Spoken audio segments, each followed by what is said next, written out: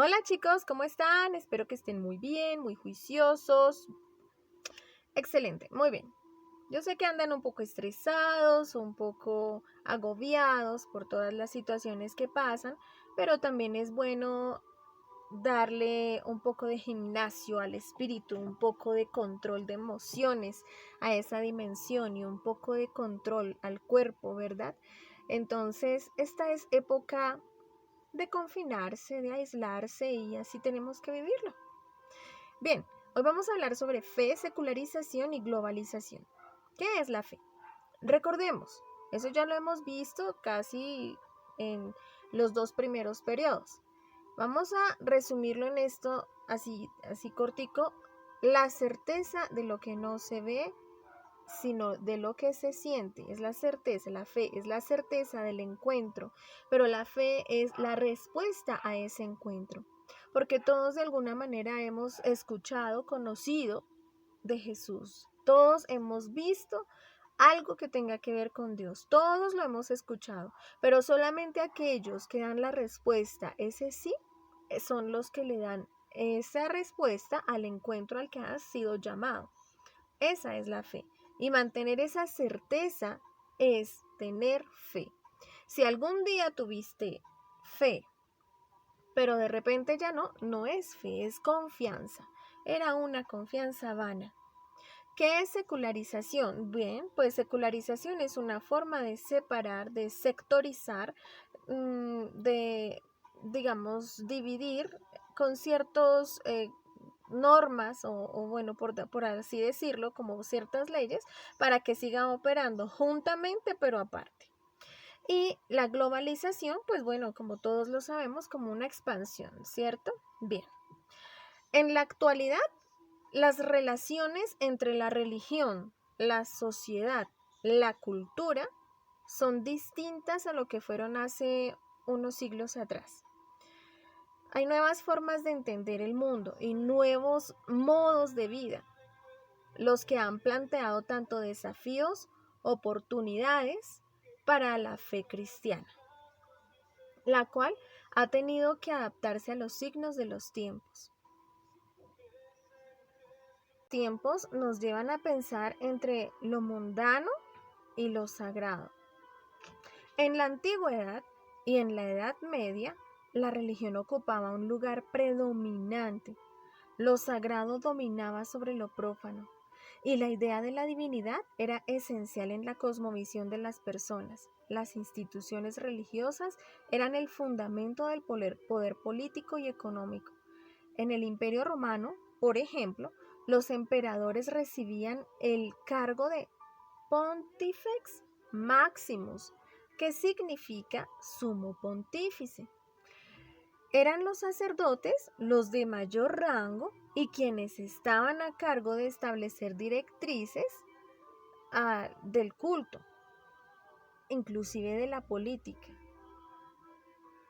Es más, literalmente voy a leer una partecita de lo que se piensa, ¿no? Bueno, entonces el ascenso del cristianismo como religión oficial del imperio en el año 380 convirtió a la iglesia en un pilar del Estado romano, unión que se mantuvo vigente en la Edad Media mediante los concordatos o acuerdos entre la iglesia y los príncipes germánicos que tomaron el control de Europa. Eso es como para resumir un poco o detallar un poco de qué manera surge o hay este cambio, surge esta transformación de un mundo en que predomina predomina el modo de vivir, predomina, no voy a llamarle la religión, no la fe, sino predomina ese modo, el modo de vivir. Porque realmente lo otro no cambia, porque lo otro es solamente del ser. Recordemos, religión significa religar, o sea, es algo que me mantiene ligado, y es que se repite, religar, reabrazado, digámoslo así, reabrazado. Es como un aceptar, Es como hay un llamado y yo acepto ese llamado y quedo ahí, estrechamente ligado. Religión. Bien, espero que lo recuerden por aquellas veces que he dicho el único re que te valgo es el de religión. Bien, ese es. Entonces, por eso no lo llamaré religión, no es la religión lo que hizo que transformaran las cosas, no es la fe, es simplemente el modo en que han venido aconteciendo las cosas, es parte de la historia. Ahora veamos lo que es la secularización. A partir del siglo XVIII, las explicaciones científicas y racionalistas pusieron en tela de juicio las ideas religiosas del mundo y obviamente las del ser humano. Se impuso la concepción de una humanidad con posibilidades ilimitadas, gracias a la primacía de la razón y a los avances científicos al punto que podría incluso llegar a prescindir de Dios. En el siglo XIX se creó la educación pública sin orientación religiosa y se estableció el matrimonio civil. Más o menos así fue fluyendo, digamos, creciendo este aspecto secular en la historia de la humanidad. La secularización permitió que la Iglesia se liberara de sus tareas políticas y económicas, lo cual pues es positivo, y pasara a ser únicamente el difundir, el evangelizar una religión con un aspecto más propio. Empezó a conformar una comunidad cuya unidad se basa en la convicción y en el compromiso de los creyentes. Mas, sin embargo, esta ley civil, la secularización, implica algunos riesgos para la fe. Aquí se los voy a leer. Una menor participación de los creyentes en el culto, un menor compromiso por parte de las personas con las verdades de la fe y el carácter moral de la religión, el desprestigio de la religión en los ámbitos públicos y educativos, la separación entre las vivencias de fe y vida cotidiana de las personas. Surge también la globalización, que como al principio les he dicho, es algo que trata como de expandirse. Por ejemplo, todo este asunto del internet, de las redes sociales, es algo que inicia como algo pequeño, se expande, tiende a la globalización. Es eso. Ella consiste en la integración y la interdependencia entre todas las regiones del planeta. Todo esto puede ser muy positivo de muchas maneras, pero también hay muchas cosas que no favorecen digamos como la moral, no la favorece. Disminuye la función de las barreras al libre flujo de dinero, de bienes raíces, de aparatos tecnológicos, de comercio. Ya conocemos el TLC, Tratado de Libre Comercio. La globalización es un proceso complejo que, si bien se manifiesta de manera especial en la esfera económica, también afecta fuertemente otros ámbitos políticos, sociales y culturales, sobre todo porque hay países que son más ricos como hay países que son muy pobres. La globalización se presenta con problemáticas y características distintas a, digamos, la propia cosmovisión que habría antes del siglo XIV. Bueno, chicos, así más o menos redondeando, hay que evaluar, reflexionar sobre la historia, es bueno conocerla y saber realmente en dónde ponemos nosotros los pies.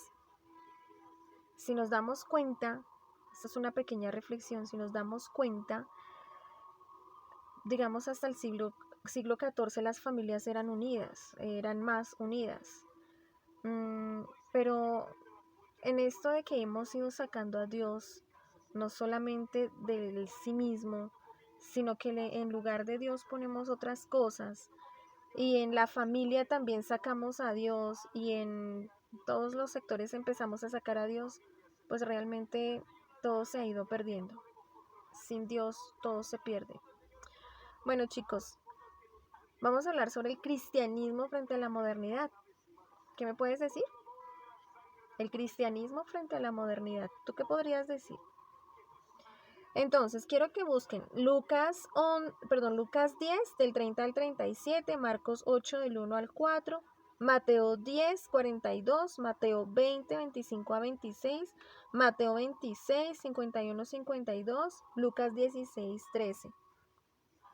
Al traer todas esas enseñanzas al presente, los cristianos debemos actuar en favor de un orden global justo y equitativo que beneficie a todas las personas y que contribuyan a la solidaridad, la paz y el encuentro fraterno entre los seres humanos. Bueno, chicos, una buena tarde, feliz día. Pues bien, la secularización proviene de la palabra secular. Secular proviene de la palabra latina saeculum, que significa era o siglo o mundo. La secularización es el proceso por el cual las instituciones religiosas se separan progresivamente del Estado, dando lugar a la independización de lo social, lo político y lo cultural. Respecto de lo religioso, este proceso tiene sus primeros antecedentes en el siglo XIV y siglo XV, cuando las relaciones entre la religión, la política y la cultura apenas comenzaron a cambiar en el mundo. El Estado y la Iglesia poco a poco fueron diferenciando funciones.